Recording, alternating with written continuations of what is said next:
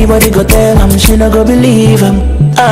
She no feel look me in my eye lately. I no feel reason on my mind to fail me. Me drink the wine, they drive me crazy, cause it really pay me. Oh my days, somebody steal my baby. You know they not carry your love. Cause mama go back up for more. Oh my days, I never want to share my girl. You know they not carry your love. You never me say love, say love. Nobody make trust, trust, trust. Them don't carry my somebody, oh somebody. My body they pay me. Oh my God, God, God. Them don't carry my somebody, oh somebody. My body they pay me. Them don't carry my somebody, oh somebody. My body they pay me. Them don't carry my somebody, oh somebody. 87.3. Come on, come on, come on, come on, come on, come on, come on. Let's go, let's go, let's go, let's go. Traffic Avenue, the show for me and you. Mondays to Fridays, ooh, the Traffic Avenue. Traffic Avenue, the show for me and you. Fridays, ooh, the Traffic Avenue. Flex. Buckle up and join the best. Let's Citi, relieve the stress. So yes, let the music soothe the soul and keep it going just to refresh. Buckle and enjoy the ride from 2 to the half of the 5. Mondays to Fridays happening live. What we gon' have a ball, you can text your guys. Let me tell you what you really gotta do. You can count on us, we come through. We got everything you need, that's true. Citi 97.3 Accra. Eyewitness News. Be there as it happens. Citi News.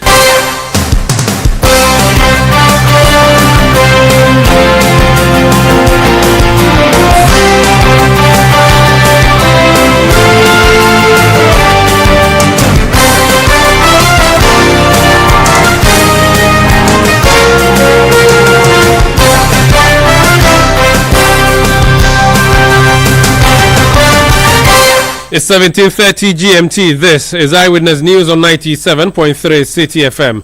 I am Omar Rusanda Amadu. Tonight, I'm here with Ejubi Wiafe Akentine.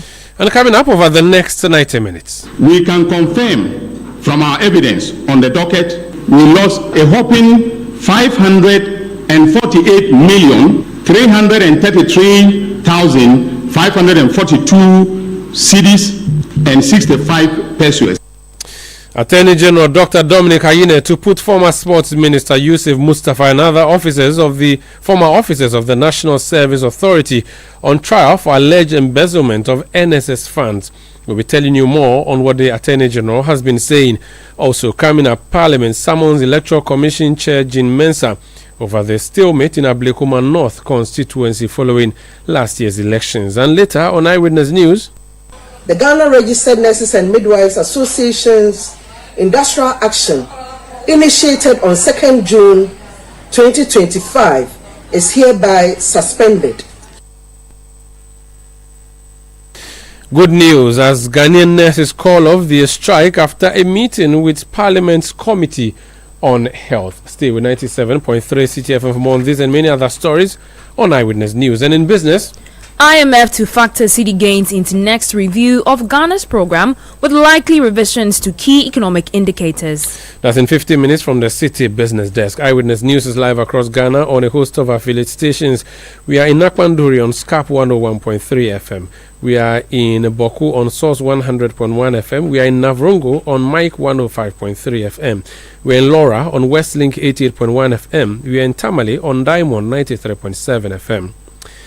We are in Adakluwaya on Adanu 107.7 FM. We are in Ho on Global 105.1 FM.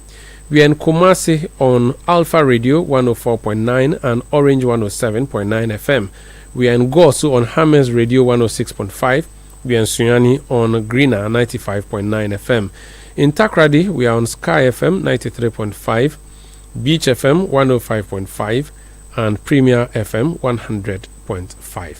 We're live on YouTube and live on Facebook. Just look for Citi FM. We are interactive. Send us messages on WhatsApp 0549 986 996. Alternatively, go on Twitter, now known as X, and when you write your message, do mention my handle at Umaru Sanda or at Citi973. You can use the hashtag Eyewitness News. This is Eyewitness News broadcasting from our studios in Accra. I am Umaru Sanda. I'm here with Ajubi Wiafe Akentin, who brings us our first story. The Attorney General and Minister for Justice, Dr. Dominic Ayine, has revealed that over 548 million cedis was embezzled from the National Service Secretariat between the 2018-2019 and 2023-2024 service years. According to him, final dockets prepared by the National Intelligence Bureau indicate the scandal was driven by a network of ghost names. Dr. Ayine provided further updates at a press briefing on the ongoing investigations under the Operation Recover All Loot Oral Initiative. In or around February 2022, the management of the National Service Authority announced the introduction of a digitalization system which they claimed had saved the country some 112 million Ghana cedis. Through an app known as the Metric app, which allegedly combined facial recognition technology and identity card checks for verification and validation, the NSA, that is the National Service Authority, had blocked the enrollment of some 14,027 potential fraudsters on the scheme for the 2021-2022 service year. Despite these claims, when our current Minister of Finance, the Honorable Dr. KCL Atuforsen, ordered a head count of all national service personnel as a precondition for the disbursement of arrears of allowances payable to the personnel dating back to August 2024, it was discovered that around 885 were ghost names. Our investigations have revealed a sprawling criminal enterprise whose network covers the entire country. This criminal enterprise was run by top-level executives of the National Service Authority and their accomplices in the private sector, known as vendors or service providers. This criminal enterprise resulted in the siphoning of huge sums of public funds into private pockets. In total, we can confirm from our evidence on the docket and from interrogations that a whopping 548,333,542 cedis and 65 pesos. In the 2020-2021 service year, 55,607,584 cedis and 32 pesos was siphoned. In the 2022-2023 service year, this is the one that is more surprising and very shocking. 350,926,977 cedis and 7 pesos were lost. No, 12 pesos was lost to the state.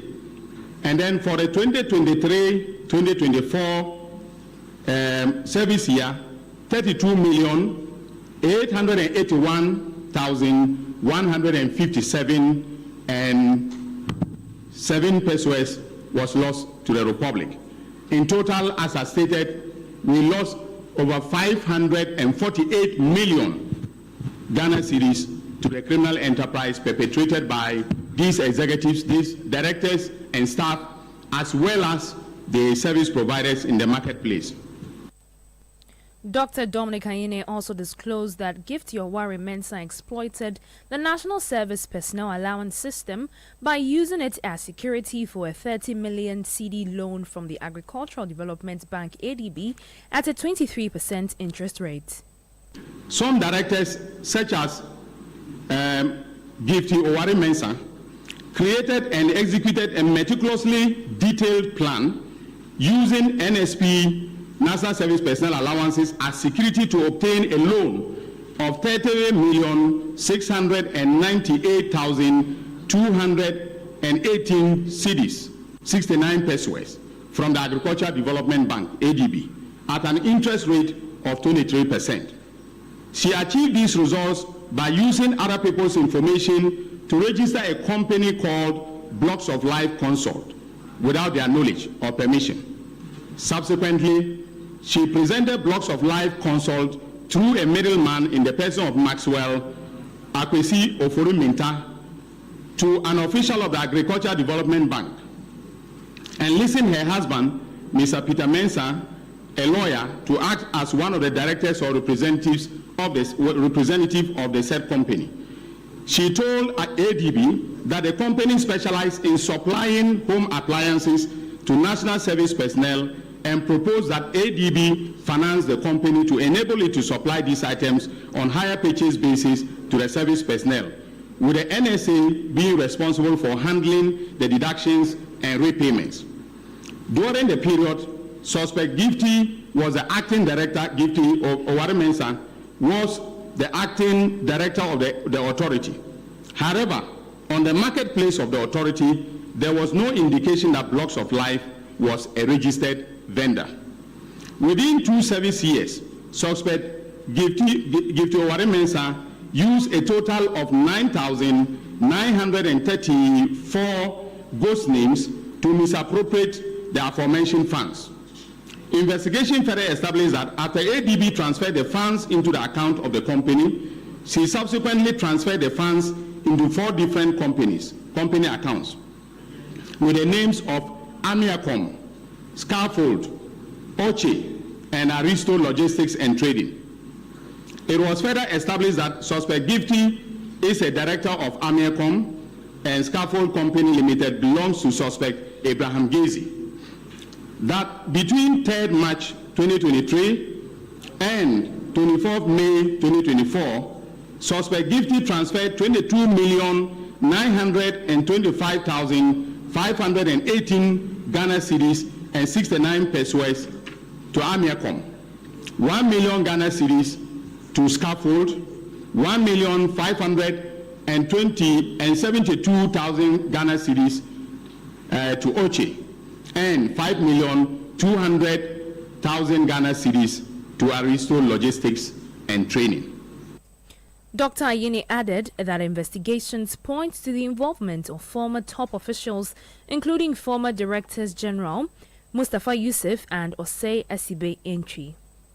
Having concluded our investigations, we'll be filing charges against 12 suspects who worked as directors and staff of the NSA. I've already listed them, but for the abundance of doubt, let me mention them again. These are Mustafa Yusuf, a former executive director; Osei Esibe Entry, former Director General; Gifty Oware Mensah, former Deputy Executive Director; Kweku Ohinijan, former Deputy Executive Director for Operations; Abraham Bismarck Gazi, former Internal Auditor; Kweku Dechi Eje, an Accounts Officer; Idrisu Ibn Abubakar, former Head of Accounts; Stephen Kobina Jimfi, we have asked that he should be rearrested because we've discovered some new accounts that contain some deposits, and so he was picked up this morning. So he is currently he's undergoing further interrogation. You heard Attorney General and Minister for Justice Dr. Dominic Ayine. This Eyewitness News on 97.3 Citi FM. You can call that explosive and you wouldn't be far from right. Of course, we also do know that these are formal allegations by the state prosecution, and the persons who are accused are yet to respond, and all these would be argued out in court, and no one is guilty until proven same by a trial in a competent court of jurisdiction. Let's speak to Vitus Azim. On the face of it, he's an anti-corruption campaigner. Mr. Azim, you're welcome to Eyewitness News. I have given the caveat that the Attorney General has called a press conference, made this announcement. He said he'll be putting 12 people before court. Now, the figures he has shared are startling, aren't they? They are indeed. And but it's not surprising because they were already talking about these things before even I think before before this time. I mean, so it was suspect. Usually when prosecution side puts up issues in court, they sound very scary, but when the rubber hits the road, then it becomes a different issue. Proving these allegations would be difficult. There's even a view that the Attorney General should not have called a press conference to make the announcement he made and rather put this evidence in court. I don't know what's your view. It's true that sometimes what you say at the beginning, you're not able to actually prove it in court. But that depends on the evidence that you are able to gather. If you are not able to gather enough evidence and put a good docket before the court, you may lose. But you also have to agree that sometimes the courts can also, corruption is not only with one side of the country. The judiciary, for announced investigation and other reports, there can also be corruption in the judiciary. They can be influenced in one way or the other to temper with the evidence that the decision that you would have expected. So that's one. About putting it in a press conference, I don't have a problem with that. We only need to make it clear that these are allegations that have not been approved. But you see, you want to tell people why you are sending the people to court. It's transparency. And one way of fighting corruption is public exposure, naming and shaming. So you mention these names, say, these people are alleged to have done 1, 2, 3, and because of that we are sent to court. If you just send it quietly, or you arrest them quietly, what I'm going to say is witch hunting. So I think that I don't have a problem with he coming out to address the press conference to tell us the problems that the situation and why he's sending the people to court. I think that's fine. Does it also have any impact on the general fight against corruption? Do you think this will scare anybody? Yes, I believe that it should. Of course, we're in a situation where there's a lot of impunity with public officials or even people engaged in corrupt acts. So it may not, but normally it should scare people. Because if you are sitting and watching TV with your children and it comes out on TV that, you have been engaged in some corrupt acts, the amount of money, then the children and your wife begin to wonder, so is that why we are living this type of life? So that is something that should be able to scare people, at least people who plan in the future to do the same thing from doing it. Especially if they are dragged to court, it would definitely scare people. You know what happened during the revolutionary days in the early 80s, when they were investigating people on corruption. It's crazy. I know that I was working at the IRS, and there was a time people were going to pay tax. Voluntarily, they were not assessed. They just came and said, take this as my tax and issue me the receipt. Because they didn't want to be taken to police service. Now, so it scares people. So he has made the announcement. He has said he's going to go to court. How soon would you advise the court process to begin?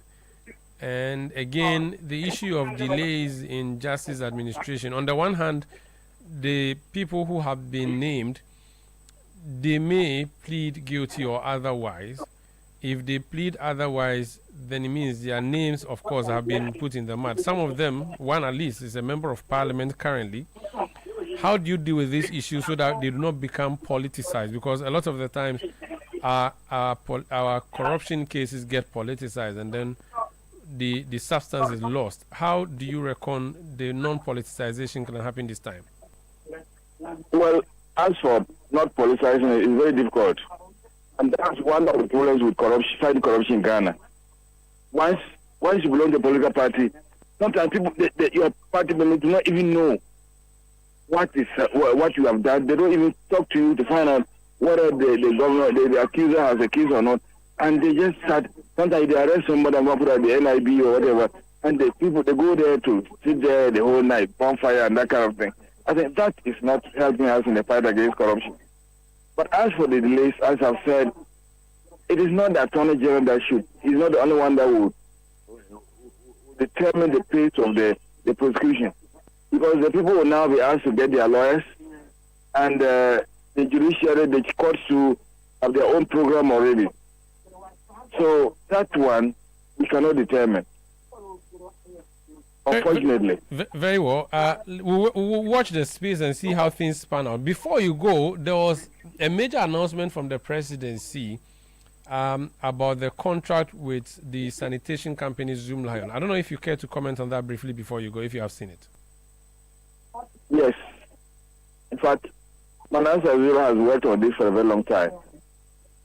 Some of us expressed our concerns. Even one time, I think it was Sierra Leone, the World Bank that listed the company in Sierra Leone or Liberia. And the media came in and meddled matters. You see, sometimes the one-sided, the media does not help us in the fight against corruption. And in some media houses. When this was happening, I was at Ghana Integrity Initiative. We issued a press statement on it. And a journalist came to my office to try to convince me that there was no case. We don't have to paint the person black. Someone will come and say, you're worrying private business. You don't want private business. That is not the point. The point is the fellow is alleged to have committed a crime. Is it true or not? You should look at that and not what the effect will be. Would you want to mention the name of this journalist who came to say this to you? No. It's a long time ago. I wouldn't like to do that. Very well. I don't want to be sent to court. Because you cannot prove what you are claiming. Yeah. What does it say to President Mahama's anti-corruption or transparency campaign? I think that there are signs that he's determined, and he has got an Attorney General who is also able to pursue these things. What I would like to say, President Mahama, is not to have to get involved, not to try to influence whatever direction that issues go. It should leave it to the appropriate institutions to investigate and prosecute when the need arises. Thank you for speaking to us, sir. You're welcome. Have a good evening. You too. That's Vitus Azim. He is former head of GIA, the Ghana Integrity Initiative, the local chapter of Transparency International. He's an anti-corruption campaigner. And if you're just joining us, the Attorney General, Dr. Dominic Kayine, called a press conference today and made some announcements in relation to the NSS scandal. And among the things he talked about, he said 12 persons would be put before court, including current member of parliament, former minister for sport, and former director of the NSS, Mustafa Yusuf, or CSCB, former director also of the National Service Authority, Gifty Owari, a former deputy of the same authority. In the case of Gifty Owari, he mentions that she created a plan using NSS personnel allowance as a guarantee to secure a loan from ADB using a company called Blocks of Life Consult. He also mentions that as much as 81 million or 81,000 ghost names were used for a grant scheme. He talked about what he describes as a sprawling criminal enterprise that was run by top leadership of the NSS. A total of 548 million cedis lost to the state, 50 million plus siphoned in 2020-2021. In the year 2022-2023, 350 million cedis lost, and in the year 2023-2024, 32 million cedis lost. We have not been successful in hearing from any of the persons who have been mentioned. Suffice it to say, though, that the Attorney General says he's going to court. One of them was rearrested this morning for further questioning, according to the Attorney General. We have eyes on that story. We'll be sharing details with you as and when we get more. This is Eyewitness News on 97.3 Citi FM. As it happens. Are you ready to lead like never before? Ready to master the art of strategy and inspire teams that thrive? It's the Management Bootcamp 2025. An exclusive high-impact training for mid to senior pros. Learn from Ghana's finest industry minds, brought to you by Channel 1 TV and 97.3 Citi FM. From the trusted voices of excellence, Citi FM and Channel 1 TV comes an elite training experience designed to sharpen your strategy, leadership, and communication. Make a date for the Management Bootcamp 2025 from Sunday the 22nd of June to Saturday the 28th of June 2025. The venue is the Platinum Bay and Passion Base Hotels. Call 0242-011-424 to register now. The Management Bootcamp 2025. Lead forward. The Management Bootcamp 2025 is powered by Channel 1 TV with support from 97.3 Citi FM. Oh, jump on now. Go, the go. Go me. And what time when you come back, we are not hear the sound of your car. Why you buy new car? No, I not change my car. It be the same ride. It be the fuel way I change. Way one shouts it. Ever since I started using the all-new Excellium Premium Fuel, fortified with 3-in-1 action. Oh, Joe, now my car they run like electric car. No, it's so. This is the type of fuel where they want to. Because now engine they cost. Where they want for way if I buy it, it go protect my engine. And with the small way I buy, I go drive, sir. Absolutely. It's like strapping a turbocharger to your engine and giving it a protector. And what they boss my mind self be the 3-in-1 action no. Excellium they prevent up to 99% of deposit. It be anti-wear, some be anti-corrosion. One pair way now open there. Hey, so where can I find this magical fuel? Just head over to any Total Energy service station and your car will thank you. Hey, they make a finish my go be fast then rush go Total Energies. My friend, but why you hand them go be inside? I give you info. Make a flow the go be too small. Go the go. Excellium is designed to protect your car engine, decrease fuel consumption, and lower CO2 emissions. Don't say fuel, say Excellium. Choose Excellium, choose quality. Are you feeling tired after a hard day's work? Have you lost your appetite even for your favorite dish?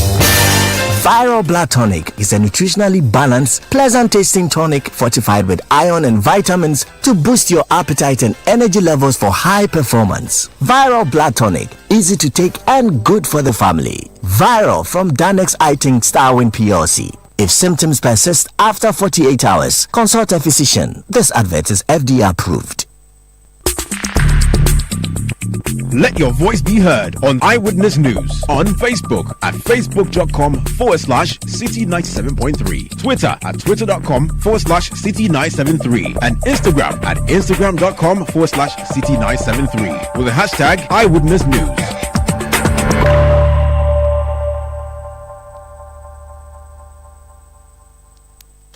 You're welcome back. This is Eyewitness News on 97.3 Citi FM. Let me bring some of the messages you've been sending through tonight after the Attorney General's press conference. This one from Abdul Razak in Boko. He says they must be made to face the full rigors of the law if found guilty. Gastiman in Brekum says, I wonder why this Attorney General talks as if the court has already judged the alleged criminals. I don't know much about the law, but I think it's just not palatable. Attorney General shouldn't speak like he is on a campaign platform. Aduboy in La says, I think the simple advice to all former appointees, please report to ORA before it is too late because we are coming for our money. I want to commend our hard-working nurses for smoking the peace pipe. As for the EC boss, the least said about her, the better. That's Jones. Bello from Saboba says, this heinous crime of looting by former government appointees must not be left unpunished, even after our monies are retrieved from them. They must be jailed to send a strong message to current appointees. God save our country and make it strong and fearless. David of Ejisu says the AG should prosecute anyone who has stolen from Ghanaian people. Joseph Echampon in Ablekuma says NSS personnel can't even eat 3 times a day because of how small the allowance is. But those at the top are just mismanaging funds allocated to them. If MPP had won 2024, would this information ever come out? Nyoya Bright in Nottinghamshire, UK says, a group of people would just come into office and plan deliberately to steal the scarce resources of the people. After getting the money, they then buy parliamentary seats and entrench their thievery. God saved this country. Francis says, so what is the essence of having all the fact of an alleged crime and yet go do press conference instead of filing it in court. Maus Yayebi Esther from Abotiateti in the Volta region says, supporting Attorney General Dominic Ayene's commitment to justice, we commend his firm stance against corruption, holding former National Service Secretariat officials accountable for creating ghost names and siphoning public funds is crucial for transparency and national progress. We stand behind his efforts to ensure that those responsible face prosecution, reinforcing our collective fight against corruption and safeguarding our nation's integrity. The reset agenda continues unabated. Suleiman, ambassador from Sombo, many thanks to the Health Committee of Parliament for the swift intervention leading to the suspension of the strike action by GRNMA. We hope this issue gets resolved completely to avoid a recurrence. Alex Kofi Yarini in Adenta Commando says, Muhammad's second coming manifestation is so enormous through his appointees, and Ghana would win after a successful prosecution. Father SK in Kenya Kumasi says, Attorney General should stop running commentary and act accordingly, as he claims to have evidence to nail anyone who has misappropriated state funds. Prince Henry in Kofridua says, after listening to the AG today on the National Service scandal, I would like to plead with Ghanaians not to think of voting for them to rule this country, because the MPP is a nation wrecker. MPP are dangerous. Hey, yes, hashtag Citi Newsroom, hashtag PHK. The MPP will be in opposition for 42 years, nation wreckers, from Zailis Drain in London. The Attorney General should jail all the corporates involved in the National Service scandal, from Kennedy Onipayede.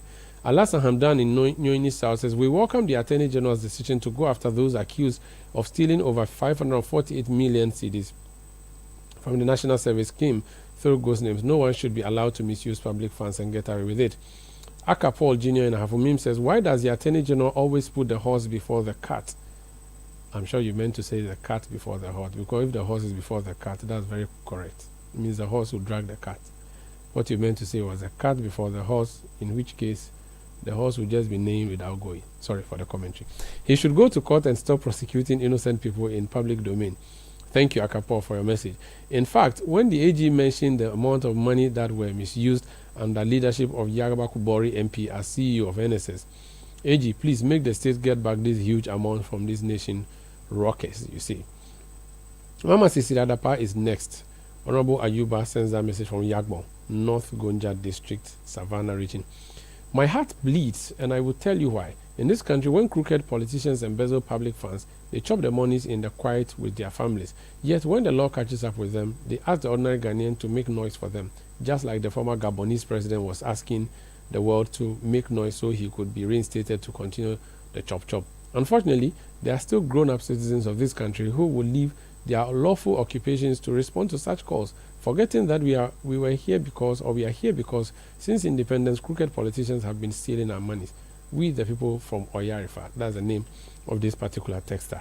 Text away to 0549 986 996, 0549 986 996. That's the WhatsApp platform. Send your messages and we'll read them here. This is Eyewitness News on 97.3 Citi FM. To the health front now, shall we? The Ghana Registered Nurses and Midwives Association has suspended its industrial action after reaching an agreement with the government on improved conditions of service. On June 2, members of the association across the country had withdrawn their services from public health facilities to demand better terms of employment. At a media briefing held today, the association's president, Perpetual Fori Ampofo, announced that all nurses and midwives are to resume work starting tomorrow. The engagement held with the Parliamentary Select Committee on Health and other interested parties on 12 June 2025 was very fruitful and has paved the way for an amicable resolution of the impasse with our employer concerning the implementation of our collective agreements. 2. In view of point 1 above, the Ghana Registered Nurses and Midwives Association's industrial action, initiated on 2nd June 2025, is hereby suspended, pending the outcome of the follow-up meeting scheduled for 26 June 2025. 3. We call on our dear nurses and midwives to resume their normal shift duties from Saturday, 14th June 2025. And we wish to assure you that we will not rest on our oars until the collective agreement is fully implemented. President of the Ghana Registered Nurses and Midwives Association, Perpetual Foriampofo, speaking there. Let's speak to his vice, Samuel Akogo. He's been speaking to us since they declared this particular strike. Ghana Registered Nurses and Midwives Association. Mr. Akogo, can you hear me? President of the Ghana Registered Nurses. Okay, can you hear me, Mr. Akogo? Yes, I can hear you. I think you are listening with an online platform, so it was a okay. There was a I was trying to. Good, great. Yes. Now, your boss, the president, says that you are, as the executive, you're going to work and ensure this is done. For a nurse who may just be tuning in and hearing tonight that you have called off the strike, which strike you called because you thought there was an issue with your conditions of service, what are the key timelines you are working with? What are the takeaways from the meeting? If the Minister of Health with Finance Minister could not solve your problem, how did a committee of Parliament manage to solve your problem? Please explain to us. Okay. First of all, let me say good evening to your listeners and good evening to you and your team. The intervention by the Parliamentary Select Committee was very promptly and then at the appropriate time, because we're at a stage where what the continuous assurance of the minister was not giving us enough information to be able to communicate to our members, to relax them so that we can ask them to suspend or call off the strike.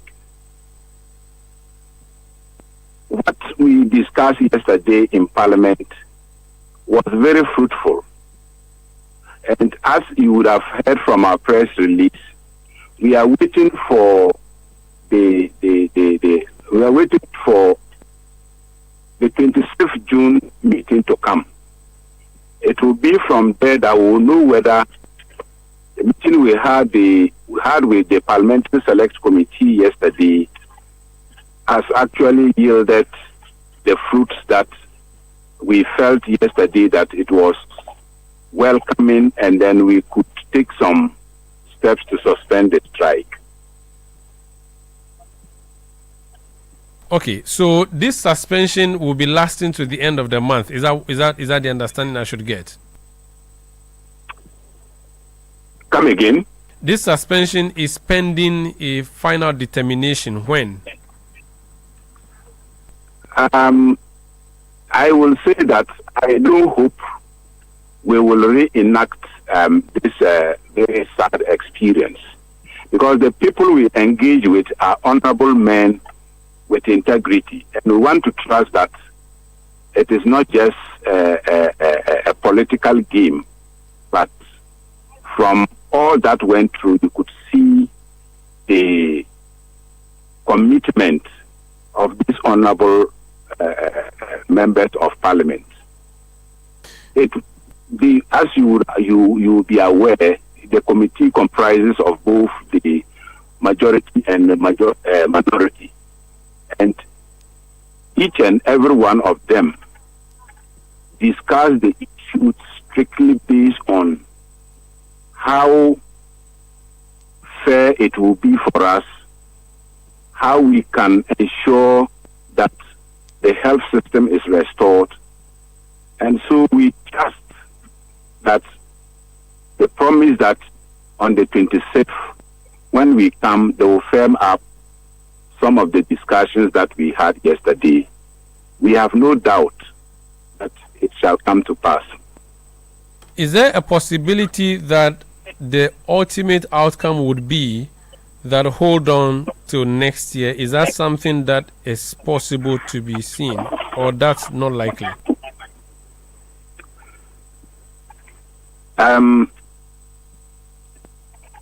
It's a mixture. As I mentioned earlier on, we don't want to talk about an anticipatory kind of situation. We want to take their words, and we hope, obviously we are aware that it is not everything that can be done this year. But what can be done this year, we strongly hope they will not fail us. We'll wait to see what happens next. Now that you've suspended, how immediately are nurses supposed to go back to their wards? Tomorrow, full nursing services will be restored as we communicated. Tomorrow, Saturday. So what if someone is supposed to be on duty tonight? Should they go? They will go. Thank you. They will go. Once the strike is suspended, they will go. We have disciplined members. They themselves didn't even like what happened. But when it gets to a situation where it looks like nobody cares about you, then you have to also express your displeasure for the outside world to also know that though you are doing your work properly, your employers are taking you for granted. And that is why these unfortunate situations happen. Thank you for speaking to us, sir. Most grateful too. That's Samuel Akolgo. He's first vice president of the Ghana Registered Nurses and Midwives Association. AJB. Now, Parliament has expressed gratitude to the Ghana Nurses and Midwives Association for suspending their strike. Addressing the House today, Majority Leader Mahama Ayariga disclosed upcoming meetings on the instruction of the President to address the concerns of nurses and midwives.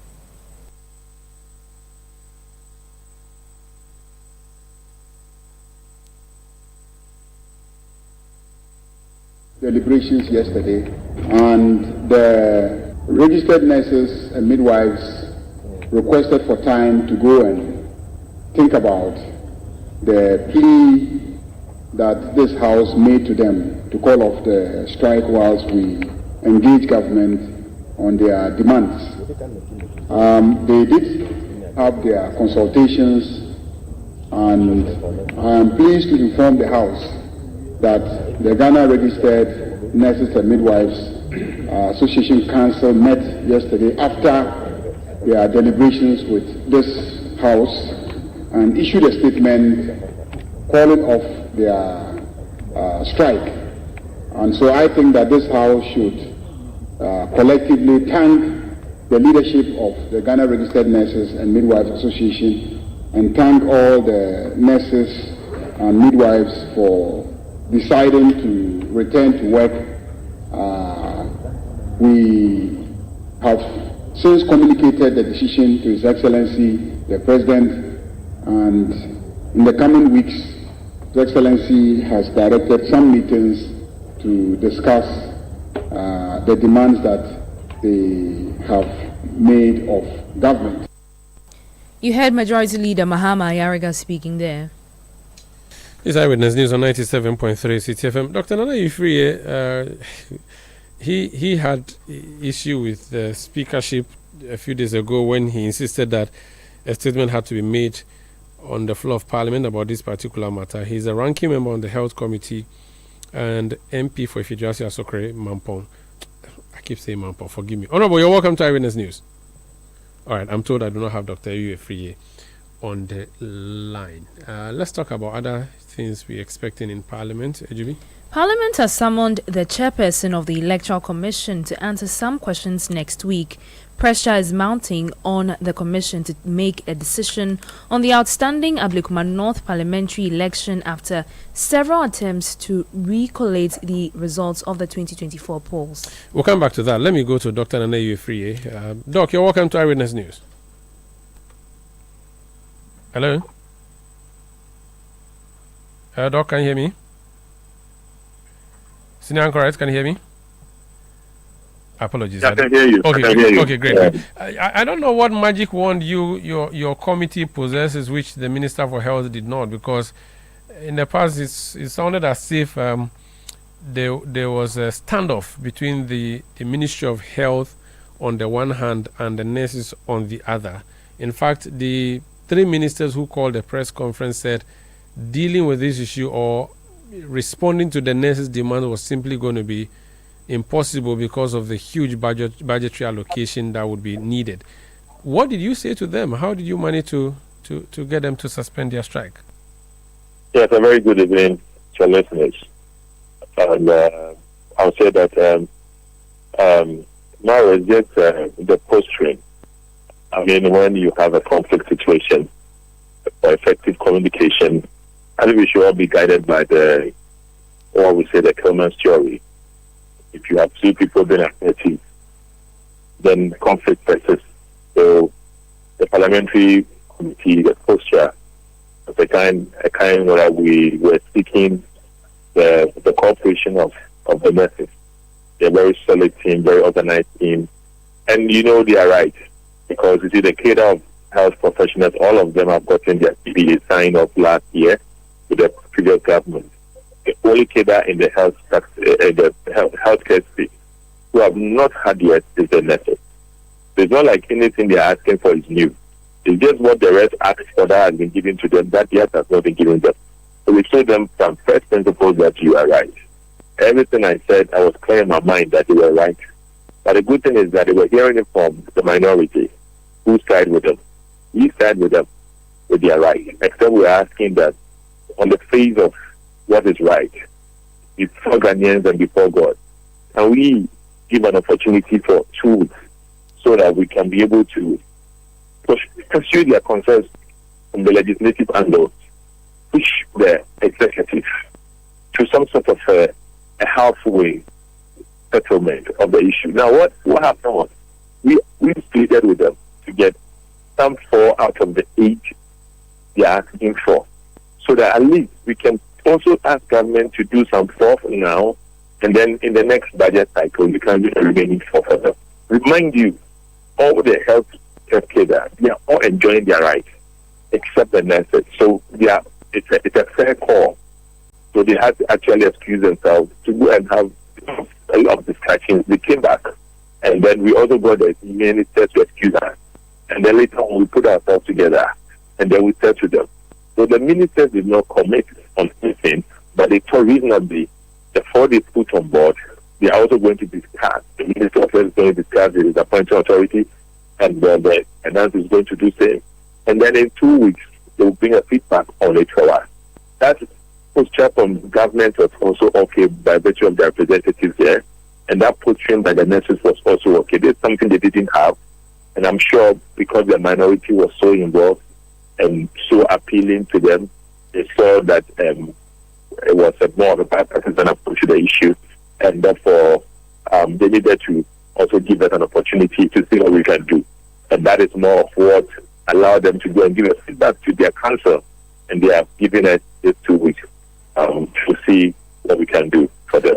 Ultimately, they want this to be done this year. The government says it cannot be done. Do you reckon there would be a middle ground in this?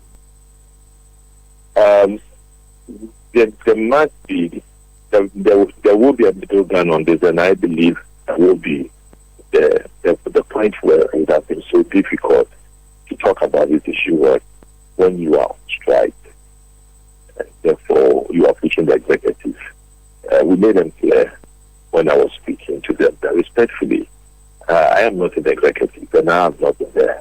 But if you are actually seeking something, and you point a gun on the head of executives that give it to me before I go, really, in that standoff, the executive authority will not yield. So we told them that on the face of that, let them yield halfway, and let us now seek executive authority to also come halfway on the issue. I think with the posture and the good faith the nurses have exhibited, they should be able to encourage the executive to also look at it, because not much.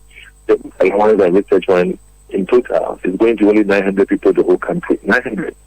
The research allowance is for those in the teaching industry and the tutors for the nurses. And in total, they said about 900. Now, if you look at also the full allowance joined now, okay, now it's up 5,000, not the 128,000 nurses. So if full allowance is all cadre of health professionals are enjoying maybe 60 days, or maybe a liter or a gallon, and they are taking like 2 or 3. So they just say that the upgrade has to just like what the others are taking. They're not asking for too much. And it's not as if you are now introducing it. They are taking it anyway. Except the rate is low. So the difference is so much. And that was about only 5,200 people. So that one we added to the basket. So that became 2. And the next one is going to be the full allowance. The uniform allowance. They are taking 400 Ghana once a year. It comes in September. And they are now going to ask for 1,000. There's 600 difference on it of all of them. It won't be much. And it is one-off. You understand? And then the 8% one on the basic salary. So that increment will also be matched. So this 4, we did a math there. And this should be something the government should be able to show good faith. We told them that minority, we have led this discussion, we are clear on it, we've done what we don't have to do, share on to those who do politics and health have always stayed, and our posture from our leadership in Parliamentary acting the committee is the same, that we are going in to plead with the nurses because they are right. And we are not going in as MPP. We're going in first with Ghanaians as the reason why we are going in for the discussion. And therefore, when we had the Ghana mentality on us without looking at MPP, even in the issue, we were able to lead the discussion in a way that Ghanaians are happy for the suspension that they've had from the nurses. Thank you so much for speaking to us, sir. Yeah, thank you too. That's Dr. Nana Uyefriye. He's NPP Member of Parliament for Ifiduasia Sokori, and he's a ranking member on the Health Committee of Parliament. Ejubi, you can now tell us about the plan by Parliament to summon the chairperson of the EC. Parliament has summoned the chairperson of the Electoral Commission to answer some questions next week, and pressure is mounting on the Commission to make a decision on the outstanding Ablekuma North parliamentary election after several attempts to recollate the results of the 2024 polls. Last week, the Minority Caucus petitioned the police service to provide adequate security for the Electoral Commission to conclude the recollation process. Delivering the business statement for the ensuing week, Majority Leader Mahama Ayariga announced that the House will constitute a committee of the whole for the engagement with the EC chair. The Electoral Commission will be asked 2 questions. So the chairperson of the Electoral Commission will appear before Committee of the Whole to answer 2 questions. The Minister for Roads and Highways, the Minister for Energy and Green Transition, and the Minister for Foreign Affairs will all be scheduled to answer questions by honorable members in this House. The Majority Leader also announced that the Minister for the Interior and Minister for Works and Housing will also be present to address the House on the recent incidents of flooding. Business Committee has scheduled the House for the Minister for the Interior, and the committee has scheduled the Minister for the Interior and Minister for Works, Housing and Water Resources on Wednesday, 18 June, to brief the House on the recent flooding incidents across the country and the measures being implemented to mitigate the impact and prevent future occurrence. Majority Leader Mahama Ayariga. Away from that, the overlord of Dagbon, Yana Abukari Mahama II, has expressed confidence in President John Dramani Mahama's administration to stabilize the economy. He commended the government's efforts, particularly in the appreciation of the cedi against the US dollar and the reduction in the size of government to ensure efficiency. Speaking on behalf of the Dagbon overlord during a historic visit to the Jubilee House, Zambalulana and leader of the mediation team dispatched by the Yana, Dr. Jacob Mahama, said government has demonstrated commitment and competence in managing the economy. The swift action taken to revitalize our economy and improve the lives of Ghanaians are truly commendable. Your dedication to the welfare of Ghanaians is evident in the policies and initiatives that have been rolled out, and I have no doubt that your leadership will bring about transformative change that will benefit our nation for generations to come. The drastic drop in the dollar exchange rate from 17 cedis to 11 cedis in less than 6 months is a remarkable achievement that speaks volumes about your administrative commitment to prudent economic management. This significant reduction is not merely a numbers game. It reflects a deliberate effort to stabilize the economy, boost confidence in the cedi, and create a favorable environment for investment and growth.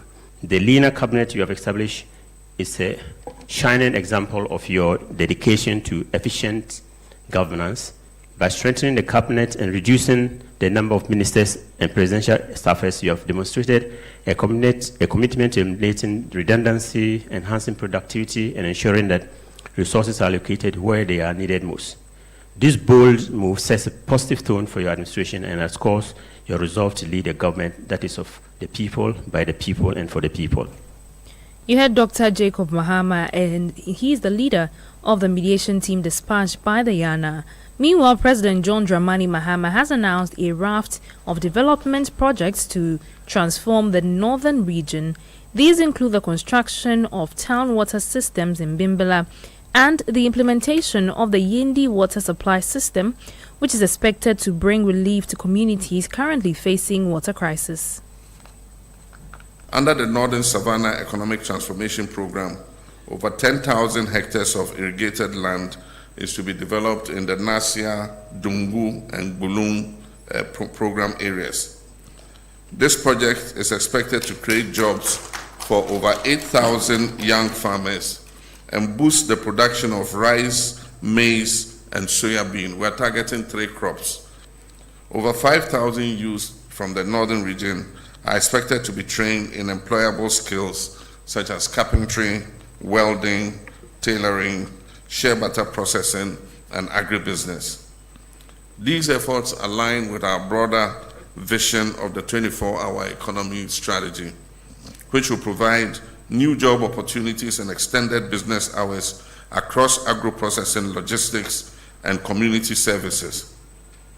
I look forward to launching a pilot 24-hour economic zone in the northern region. The northern region cannot remain a symbol of poverty while being a source of national pride. To this end, the Community Infrastructure Development Fund, launched in 2025, will finance water and sanitation projects in 50 underserved communities in Dagbon. These include Patinga, Lungni, Nakwanduri, while small town water systems are planned for Wulensi and Bimbila. The Yendi water supply system will also be executed. You heard President John Dramani Mahama. Now, the West African Examination Council, WAEC, their public relations officer, John Kapi, has reassured the public that established protocols are in place to support candidates who experience health emergencies during the ongoing Basic Education Certificate Exams BCE.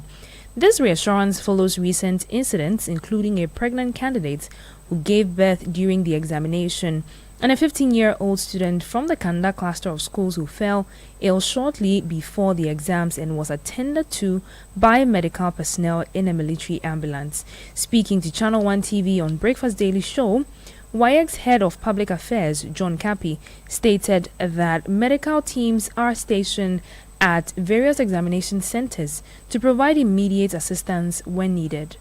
Right, so we got to know, we received information that one candidate went into labor in the course of the computing exam, I think so. With cases of that nature, what we simply, normally for every center, there's supposed to be a kind of infirmary or a makeshift health facility where candidates can be taken to for first aid, and if there's a need for them to be transported to a bigger health facility, that is done. Now, in the case of the young lady who, put to bed that particular day, she was taken to the hospital. What we do is that if the candidate is able to return to the examination center anytime, they can continue with the examination. But we do not have a situation where we take the question papers to them at the health facility. Now, yesterday in one of the centers here in Accra, a candidate, suddenly collapsed. An ambulance was brought there. He was in the ambulance and he said that he was in the frame of mind to continue. So in the ambulance, he was writing his paper. You heard the head of public affairs at the West African Examination Council, WAEC, John Kapi. Eyewitness News. Be there as it happens.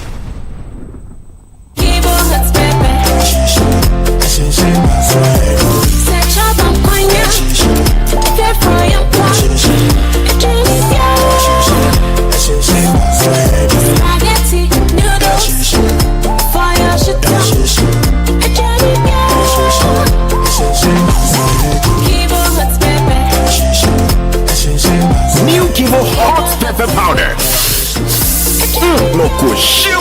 Advert is FDA approved. Charlie, where are you? Boss man, I'm at the bank.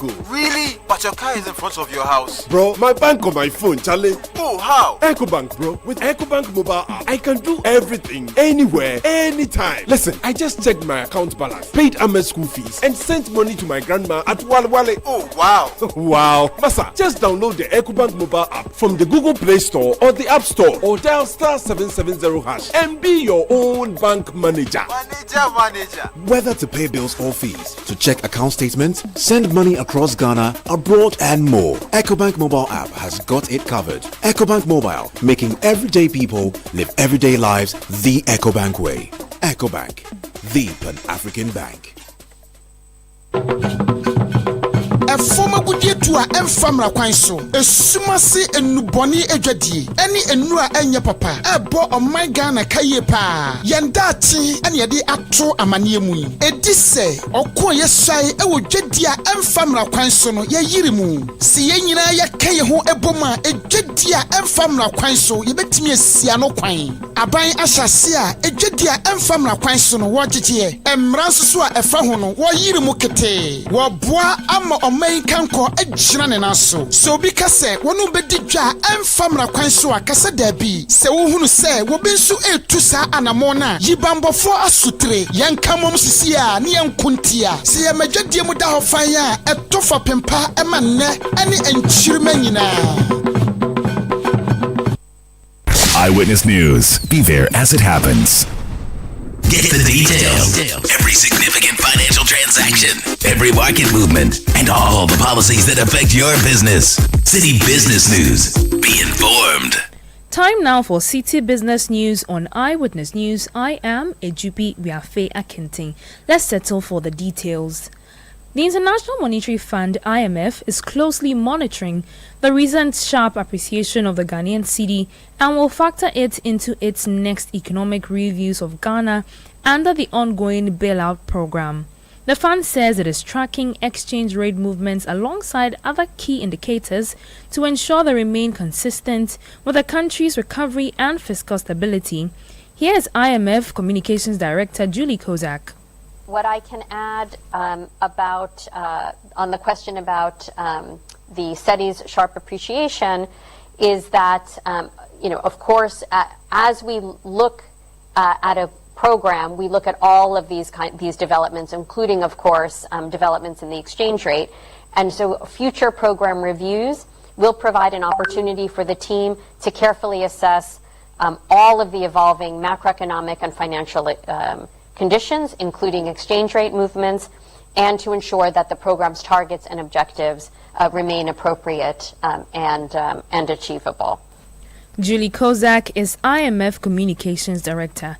Away from that, the Chamber of Petroleum Consumers, COPEC, has raised concerns about Ghana's current oil policy, criticizing the continued export of crude oil alongside heavy reliance on imported refined petroleum products. Speaking at the 2025 Citi Business Forum on Trade, COPEC Executive Secretary Duncan Amwa argued that Ghana's failure to build a fully integrated oil value chain is undermining its economic sovereignty. He warned that this approach weakens the country's economic resilience and limits its ability to maximize value from its own natural resources.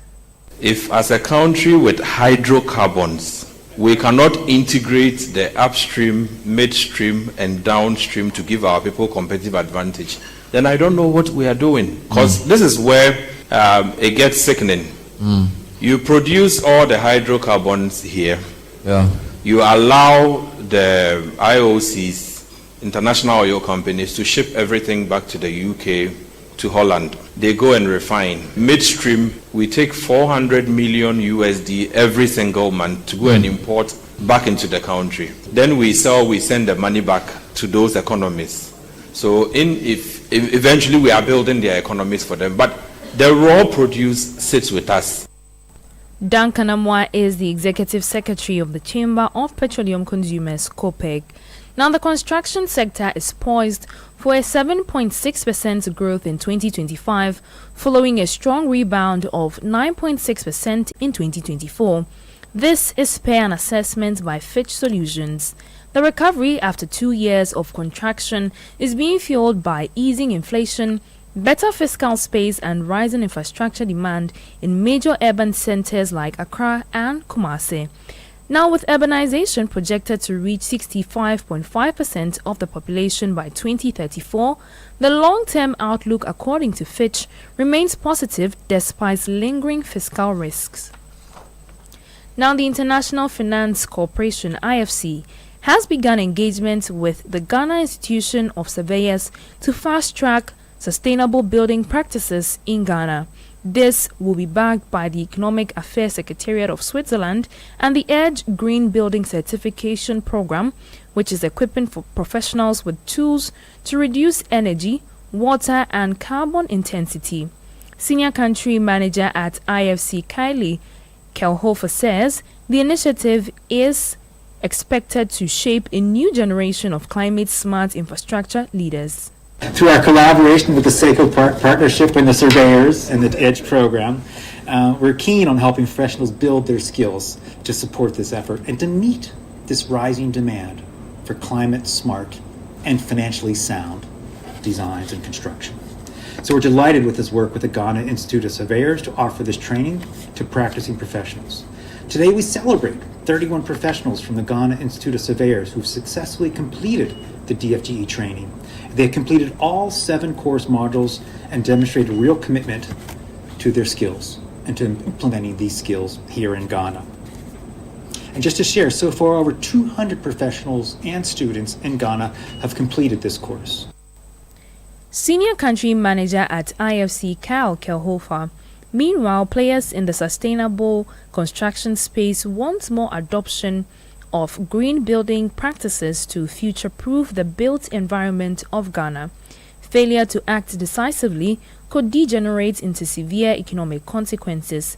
Kofi Obeng Ayurebi is president of the Ghana Institution of Surveyors. We should be looking at green. It can be residential, we should be looking at green. It can be industrial building, we should be looking at green. All of us, because it's little drops of water will make a mighty ocean. If you don't adhere to green effect and everybody is misbehaving, with time, the 40% it will even increase. So at the end of the day, the next generation is not being thought of. Sustaining the environment will be a challenge for all of us. So it is something that not some group of people who should look at it. It should be the entire population. All of us should understand, so that we begin to make sure we select certain right materials that can help reduce the carbon footprint and all. President of the Ghana Institution of Surveyors, Kofi Obeng Ayurebi. Away from that, Societe Generale Ghana PLC recorded a strong financial performance in 2024, reporting a 30% rise in net profit despite a slight dip in its share price and a marginal dip in return on equity. Speaking during the bank's 45th annual general meeting on Wednesday, Managing Director Hakeem Ozani noted that the bank made a net profit of 551.3 million Ghana cedis in 2024, a 30% increase over 2023. However, he said the bank's return on equity fell to 23%, down from 28% the previous year. This was attributed primarily to an increase in shareholders' equity following a fixed asset revaluation.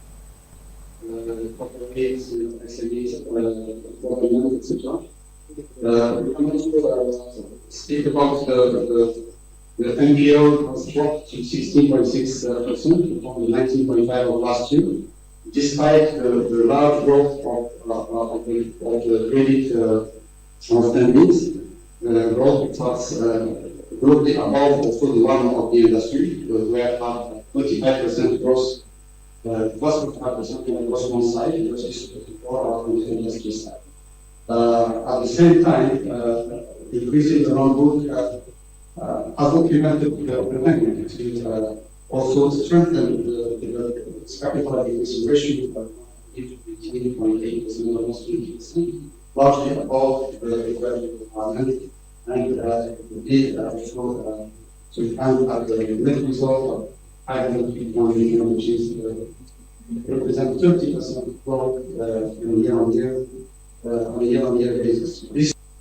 That is Managing Director of Societe Generale Ghana PLC, Hakeem Ozani. Now, real estate company Devtraco Plus is expanding its footprint in upscale housing with the introduction of Arlo Cantonments, a new service department project tailored for modern investors and luxury buyers. To be located in the Cantonment Enclave, the development will feature a mix of studio units and high-end penthouses. Speaking on the sidelines of the launch, CEO of Devtraco Group Francis Okai said the project is designed to meet the rising demand for premium flexible living spaces. Arlo is a project that has been carefully thought of. It's a project that has about 260 units, one bedroom, studio and penthouses. It's a project that is averaging from $85,000 to $1.5 million for a penthouse. This is a project that has been thought about to meet the demands of every buyer we deal with. Most of our buyers are investment buyers. They buy and expect rental investment or rental yields on their purchase. And we are hoping that our clients would still work with us and believe in our brand over the years that we have built. That was the CEO of Devtraco Group, Francis Okai. And that's all for Citi Business News on Eyewitness News. I am Ijubi Wiafe Akente. Up next is Point Blank. Detailed news, unparalleled coverage. City News on 97.3 FM. Polytech is everywhere, durable and authentic. Stronger brand you can trust. Polytech, we get some more Rambo and get some more super. And the Polytech every day. Polytech, Papa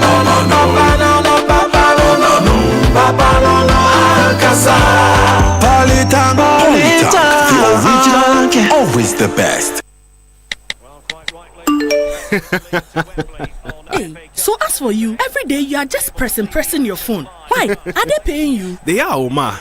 The more I use my MTN, the more points I get. And I can use those points to get airtime, data, and even discounts at shops and restaurants. Hey, so that is why all of you are always pressing your phones. And you won't tell us, so that we too we can enjoy some. Oh, ma.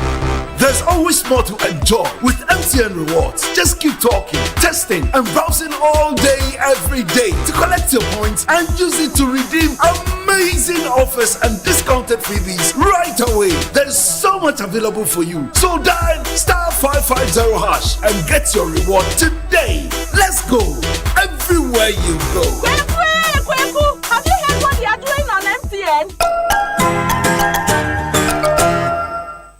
Oh, jump on now. Go.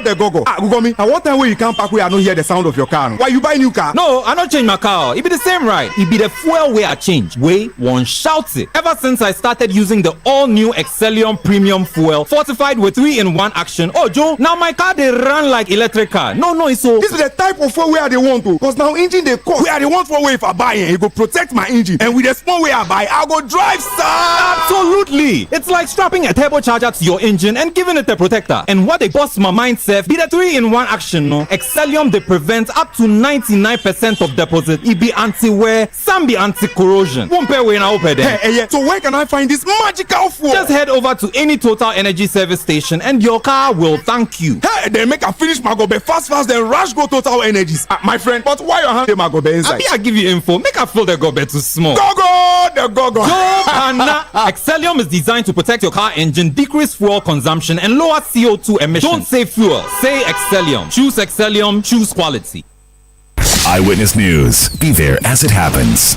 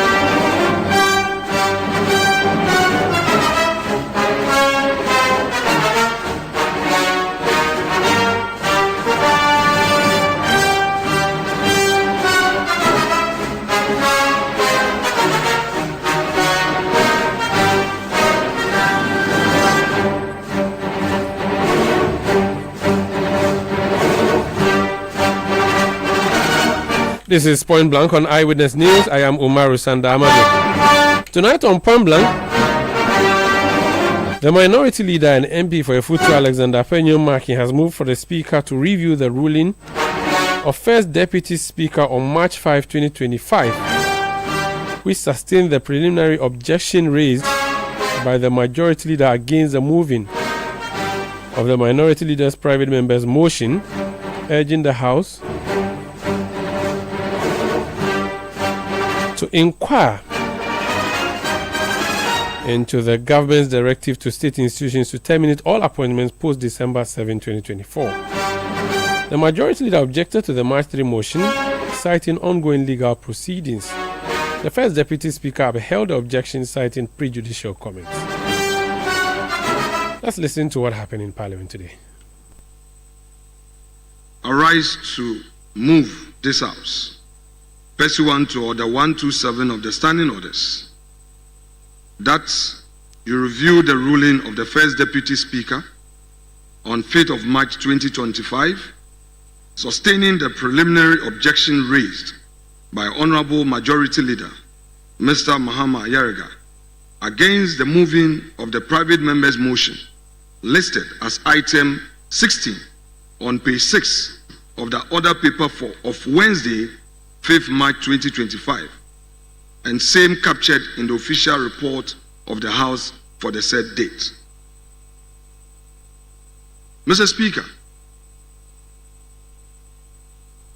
in moving this motion, I shall submit respectfully and invite Mr. Speaker to exercise jurisdiction conferred by Order 127 of the Standing Orders as reviewed in 2023 by this House, to review and to set aside the ruling delivered by the First Deputy Speaker on the said date.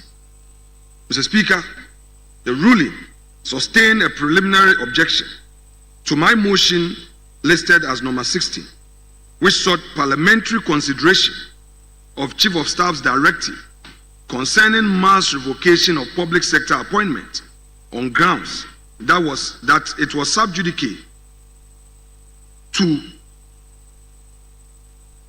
move the motion as a result of litigation in the matter of Henry Nanabuache versus Attorney General in suit number J1/12/2025.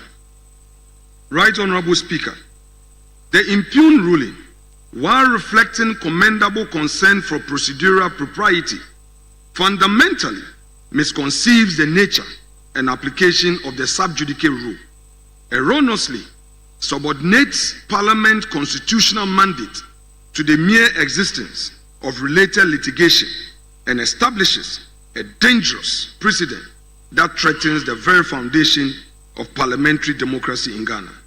Mr. Speaker, this motion shall also demonstrate that the ruling contravenes established constitutional principles, misapplies parliamentary procedure, and contradicts authoritative judicial precedent, particularly the Supreme Court's recent decision in Vincent Eko Asifua versus Attorney General in rate number J1/18/2025, decided on the 6th of May 2025. Mr. Speaker, what are the constitutional and legal frameworks I rely on? Indeed, I support this motion for review of the impugned ruling of 5th March 2025, and I shall rely on the following constitutional and legal authorities. Mr. Speaker, the Standing Orders 110(1) of the 1992 Constitution govern parliamentary proceedings, and for the purpose of my submission, the following provisions are particularly relevant. 1. Order 5. 2. Order 22. 3. Order 23. 4. Order 30. 5. Order 103F. 6. Order 123(1). And finally, Order 127 of the rules of this House. Mr. Speaker, the relevant constitutional provisions I seek to rely on for this submission are: 1. Article 93(2). 2. Article 115. 3. Article 1161.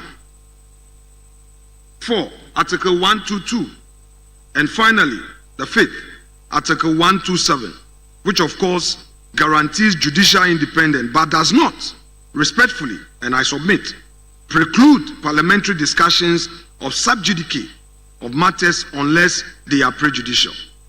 Mr. Speaker, on the issue of parliamentary supremacy and separation of powers, I respectfully submit that the 1992 Constitution establishes Parliament as the repository of the nation's legislative and deliberative authority under Article 93(2), operating within a carefully calibrated system of separation of powers. This constitutional architecture does not contemplate the subordination of one arm of government to another absent express constitutional provision. Parliament's deliberative function exists independently of judicial proceedings, subject only to the Constitution itself and the standing orders made thereunder. Article 115 of the Constitution guarantees members of Parliament absolute freedom of speech and debate, declaring such speech as unimpeachable outside Parliament. This privilege, rooted in centuries of parliamentary tradition, exists precisely to ensure that legislative deliberation cannot be stifled by external pressure, including the mere pendency of related litigation. Indeed, Article 1161 reinforces this protection by immunizing members from legal proceedings for acts performed in their parliamentary capacity. Mr. Speaker, permit me to deal with the issue of sub judice, the rule of sub judice. Is it discretionary or absolute? I dare contend that indeed the sub judice rule is not absolute. The convention, as codified in Standing Orders 103F and Order 123.1, prohibit parliamentary consideration of matters that, quote, may prejudice the parties, unquote, to pending judicial proceedings. However, both orders explicitly subject this prohibition to the Speaker's discretion, recognizing that the rule is not absolute, but be applied with careful consideration of competing constitutional imperatives. Mr. Speaker, Erskine May's parliamentary practice, the authoritative guide to Westminster parliamentary procedure, confirms in paragraph 2011 of the 25th edition that the sub judice rule operates subject to significant exceptions, including matters of national importance and ministerial decisions. It states, quote, the House has resolved that no matter awaiting adjudication by a court of law should be brought before it. Mr. Speaker, that no matter the awaiting adjudication, a matter should be brought before it. Indeed, this covers both the content of member speeches and the subject matter of motions and questions.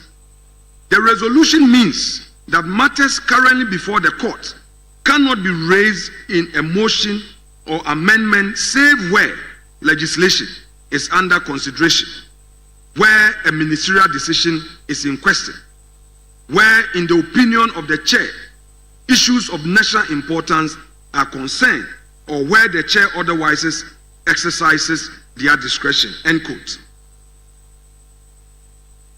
Mr. Speaker, as it can be discerned from the words quoted above, it is clear that the sub judice rule applies only where there exists a real and substantial danger of prejudice to judicial proceedings, not merely because litigation happens to touch upon similar subject matter. I say so with emphasis. Now, Mr. Speaker, I rely on the Supreme Court's guidance in Eko Asifua and submit as follows: that the definitive guidance on the relationship between constitutional institutions and the pending litigation is a matter for consideration in this application. Mr. Speaker, in this matter, the court, by a 3-2 majority decision, held unequivocally that a constitutional body cannot be restrained from performing its mandate by the mere filing of an action. Only an express court injunction supported by cogent evidence of irreparable harm can halt constitutional function as a state institution. Mr. Speaker, my Lord Kulendi elegantly expressed this view in the following veritable words at paragraph 90 contained in his opinion. Quote, "In good conscience and in fidelity to our judicial oath, we cannot endorse a position that could potentially be exploited by deliberate and well-resourced strategy deployed by individuals or entities pursuing parochial private interests to obstruct, delay, and frustrate constitutional oversight and hold the public interest to ransom." End quote. Mr. Speaker, he continues at paragraph 91 to 93 of his opinion and said, I quote, "In the premises, we find that in cases involving the discharge of constitutionally or statutorily mandated functions by specifically designated actors, be they statutory bodies, public officers, or individuals empowered by law so to act, it would be utterly imprudent to adopt a blanket rule that mere service of an application for interlocutory injunction suffices to halt constitutional or statutory action which presumptively would inure to the collective interest of the public." End quote. He further proceeds to say, "We further hold that in such cases, nothing short of an express judicial grant of an injunction will suffice to restrain a constitutional or statutory duty bearer whose actions are presumptively in line with the constitutional or lawful mandate." End quote. Right Honorable Speaker, I respectfully submit that this principle reflects sound constitutional logic. Indeed, if the mere filing of lawsuits could paralyze constitutional institutions, the separation of powers will collapse into a system where strategic litigation could effectively subordinate one arm of government to another. The court specifically emphasized that constitutional safeguards exist to protect due process while preserving institutional independence. Now, Mr. Speaker, I proceed to analyze the impugned ruling, the subject matter of this application. Mr. Speaker, the first Deputy Speaker's ruling rested on several foundations, each of which, upon careful analysis, proves insufficient to support the conclusion reached. I humbly submit, with all modesty, that the Speaker acknowledged that motion number 16 was properly admitted under Standing Order 103, meeting all procedural requirements at the time of filing. The subsequent objection arose only when the motion called for debate, suggesting that the sub judice issue was not self-evident but required careful consideration of application to the specific circumstances. The Speaker's concern that the debate, quote, may lead to comment that are sub judice, unquote, represents speculation, I respectfully submit, rather than the evidence-based assessment required by both Eskin May and the Ghanaian jurisprudence in recent history. This speculative approach fails to meet the standard established in the Vincent Assefuwa case, where the Supreme Court rejected unproven assertions as grounds for restraining constitutional processes. Mr. Speaker, I hold a view in this application that there was a misapplication of parliamentary precedent as contained in the impugned ruling. Mr. Speaker, the first Deputy Speaker relied on previous decisions, particularly the 2014 Merchant Bank ruling, and he said and held that a clear distinction had been made, and that relying on that, my application could not be moved, and therefore upheld the objection by the learned majority leader. However, Mr. Speaker, by contrast, Motion number 16 was seeking a parliamentary consideration of a broad policy directive that caused thousands of public servants to lose their jobs, a matter quintessentially within Parliament oversight and a mandate under Article 1033 of the Constitution. Mr. Speaker, with your leave, I beg to quote Article 1033. Committees of Parliament shall be charged with such functions, including investigation and inquiry into the activities and administration of ministries and departments as Parliament may determine, and such investigation and inquiries may extend to proposals for legislation, end quote.